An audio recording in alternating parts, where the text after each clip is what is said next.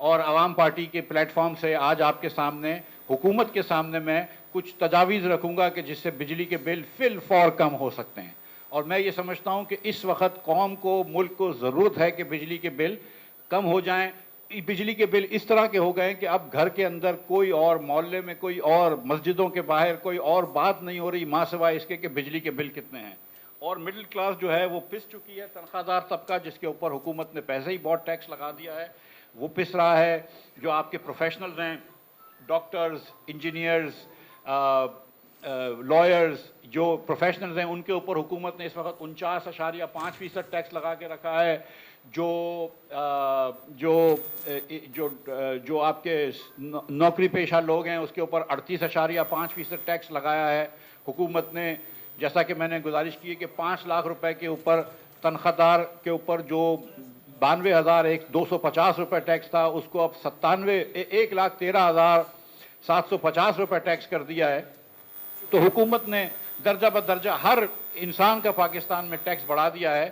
اور جو چیز حکومت نے کہی تھی وہ آدھی تو پوری کر دی ہے. انہوں نے کہا تھا کہ قوم سے سیکریفائس کی بات کری تھی، قوم سے کمر کسنے کی بات کری تھی، تو قوم کی کمر تو کس دی ہے، لیکن حکومت کی طرف سے کوئی بھی آپ کو قربانی نظر نہیں آ رہی، حکومت کی طرف سے کوئی بھی آپ کو سیکریفائس نظر نہیں آ رہی،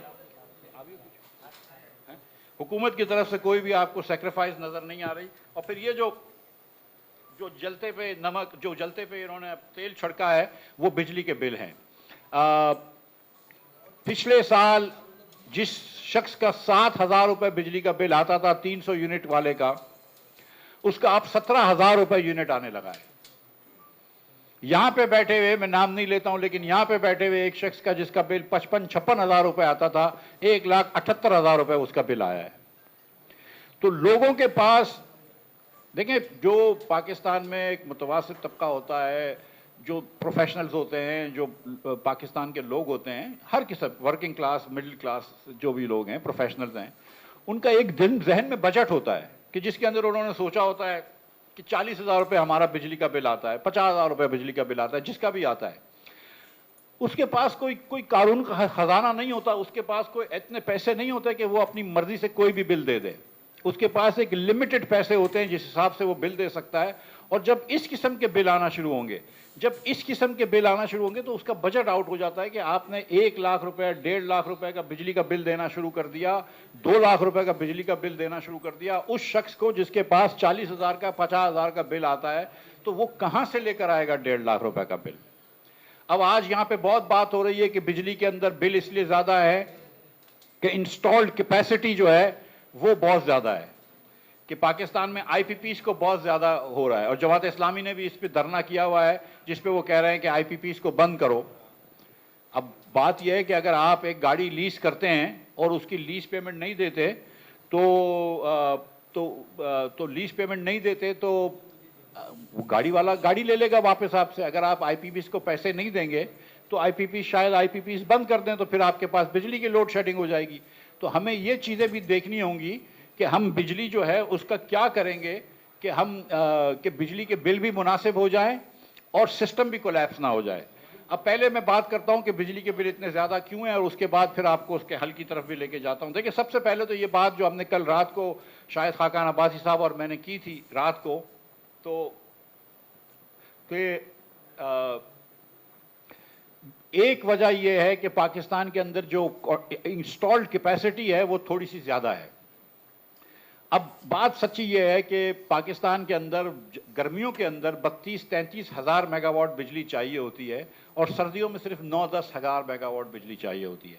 اگر آپ گرمیوں کی پوری بجلی پوری کریں گے، یعنی کہ اگر آپ جولائی جون کے مہینوں میں، اگست کے مہینے میں 32 ہزار میگا واٹ بنانے کی کیپیبلٹی ہوگی اور سردیوں میں صرف 9,000 میگا واٹ بکے گا، تو 20,000 میگا واٹ کہیں نہ کہیں سے تو آپ کے ساتھ ضائع، آپ کو بند رہے گا نا پلانٹ. اس میں 6-7 ہزار میگا واٹ تربیلا صرف اگست میں کک ان کرتا ہے، لیکن آپ کا 15,000 میگا واٹ، 12,000 میگا واٹ بند رہتا ہے سردیوں میں. تو اس لیے آپ کو یہ سوچنا چاہیے تھا جب آپ یہ لگا رہے تھے کہ دیکھو، یہ اگر گرمیوں میں ہم زیرو لوڈ شیڈنگ کر دیں گے تو سردیوں میں بل بہت زیادہ آئیں گے، گرمیوں میں بل قابل برداشت سے زیادہ ہوں گے. تو ہو سکتا ہے کہ 1-8 گھنٹے کی لوڈ شیڈنگ کر لیتے گرمیوں میں، یا ہو سکتا ہے کہ اگر لوڈ شیڈنگ نہیں کرتے تو ایگزیکٹ وہ لگا لیتے کیپیسٹی. تو یہ چیز دیکھنے کی ہے کہ ہم نے کیا انسٹالڈ کیپیسٹی لگائی ہے وہ اتنی ہے کہ جتنی ہماری ضرورت ہے یا اس سے زیادہ لگائی ہے، نمبر ایک. اور نمبر دو، کیا لگاتے وقت ہم نے اس کا بارے میں سوچا تھا کہ یہ ڈالرز میں سروس کرنے پڑیں گے، اس کے لونز ڈالرز میں سروس کرنے پڑیں گے، اس کے پروفٹس مارجنز، تو کیا ہمارے پاس کہیں سے ڈالرز اتنے آ سکیں گے یا نہیں، ورنہ تو یہ کہ ڈیویلیویشن کرنی پڑتی ہے. دوسری بات جو ہے جو کہ بہت ضروری ہے کہ پاکستان کے اندر ماں سوائے جب شاہد عباسی صاحب وزیر اعظم تھے تو انہوں نے ایک رول کر دیا تھا کہ نیپرا کوئی بھی نیپرا کا ریٹ نہیں دے گا، پلانٹ کا بڈنگ ہوگی، کہ ہر جس کو بھی پلانٹ لگانا ہے اس کو بڈنگ ہوگی اور وہ آپس میں ڈیسائیڈ ہوگا بڈنگ کے بعد، بولی کے بعد کہ ریٹ کیا ہے، اور جو کم سے کم ریٹ دے گا اس سے ہم پلانٹ لگوائیں گے. اب 1994 سے جو پاکستان میں دستور چلا آ رہا ہے کہ وہ ایک فکس ریٹ دیتے ہیں، ہم 17% ریٹرن آن انویسٹمنٹ، اور نیپرا ڈیسائیڈ کر دیتی ہے کہ یہ پرائس ہونی چاہیے، اس پہ لوگ لگاتے تھے اور اس کے حساب سے لوگ جو ہے وہ بجلی کے بل دے رہے ہوتے ہیں.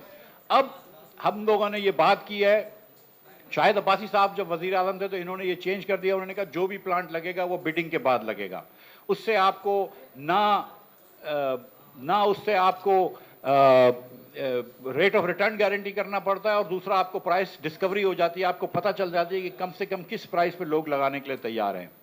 یہ جو قانون بنا تھا 2018 میں شاہد عباسی صاحب کی وزارت عظمیٰ میں، وہ قانون بھی عمران خان صاحب نے آ کے چینج کر دیا اور یہ اسی روش پہ چلے گئے جس پہ کہ 1994 سے یہ کام چلتا آ رہا ہے.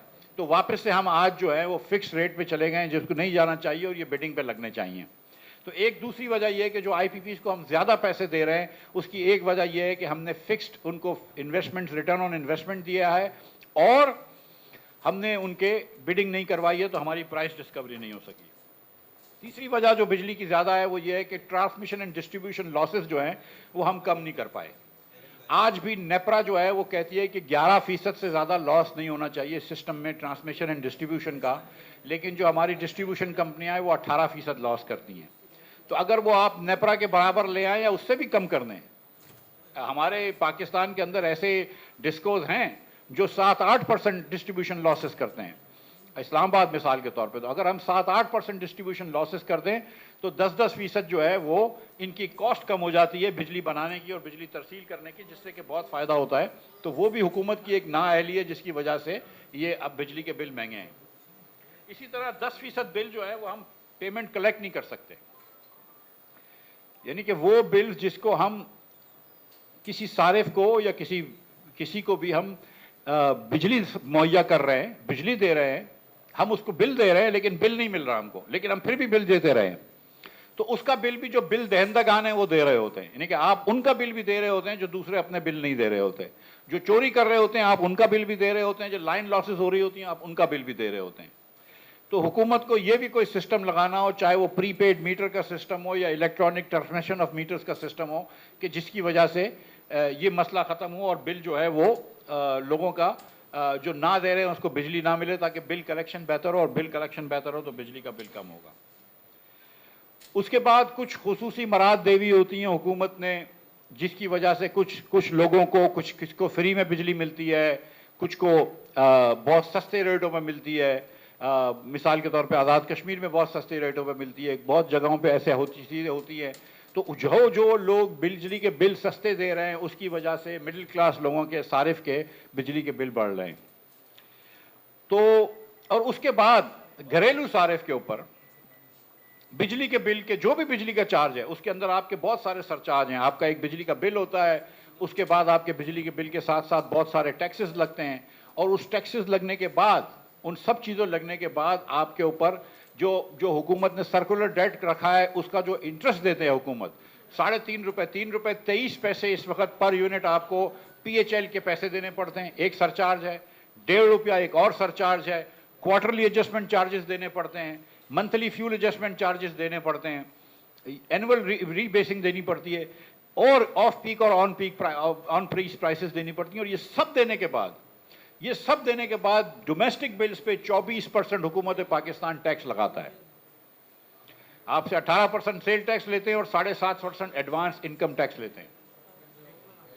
میری یہ گزارش حکومت پاکستان سے کہ اس وقت فی الفور حکومت پاکستان کو جو जुलाई, अगस्त, सितंबर और अक्टूबर, ये 4 महीने जो कि ज़्यादा गर्मी के होते हैं, जहाँ आपके बिल बहुत काबू से निकल चुके होते हैं, ये 4 महीने अपना सेल टैक्स, मैं इंडस्ट्रियल का सारिफ के ऊपर नहीं कह रहा हूँ हटाए, मैं कमर्शियल सारिफ के ऊपर नहीं कह रहा हूँ हटाएं, मैं कह रहा हूँ कि इन 4 महीने घरेलू सारिफ के ऊपर टैक्स हटा दे, income tax, advance income tax हटा दे और सेल्स टैक्स हटा दे। ये सिर्फ घरेलू सारिफ के लिए ये कर दें तो आप जो है वो बहुत ज़्यादा आसानी हो जाएगी। अब हुकूमत पाकिस्तान अगर ये टैक्स हटा दे तो आपके सबके बिल जो हैं वो तकरीबन 24% से कम हो जाएंगे। जो आपने टैक्स लगाए, सेल्स टैक्स 18% और 7%, 7.5% आपने इनकम टैक्स लगाया है। हुकूमत पाकिस्तान को इसका क्या नुकसान होगा? तो उसका नुकसान जो है वो जीएसटी पे हुकूमत 182 अरब रुपए जमा करती है, जिसमें डोमेस्टिक, इंडस्ट्रियल और कमर्शियल भी शामिल है, तो 15 अरब रुपए महीने के जमा करती है, जिसमें से आधे से कम पैसे जो हैं वो घरेलू सारिफ से जमा करते हैं। 6-7 अरब रुपए का हुकूमत को फ़र्क पड़ता है महीने का। 4 महीने छोड़ दें 24 अरब रुपए का फ़र्क पड़ेगा। इसी तरह इनकम टैक्स जो है वो महीने का 100 साल का 120 या महीने का 10 अरब रुपया जमा करती है। 4 महीने छोड़ दें 40 अरब रुपया, और अगर आप इसमें कमर्शियल और उनको इनकम टैक्स लगाएं और सिर्फ घरेलू सारिफ को छोड़ दें तो 20 अरब रुपए का फ़र्क पड़ता है। मैं आपसे बात कर रहा हूं कि 50 अरब रुपया अगर हुकूमत पाकिस्तान अपने टैक्स की वो आमदन कम कर दे तो इस वक्त बिजली का बिल घरेलू सारिफ का 24% से कम हो सकता है। और 50 अरब रुपया करने के बाद मैं ये नहीं कह रहा हूं कि IMF से मुआहदा ख़राब करो।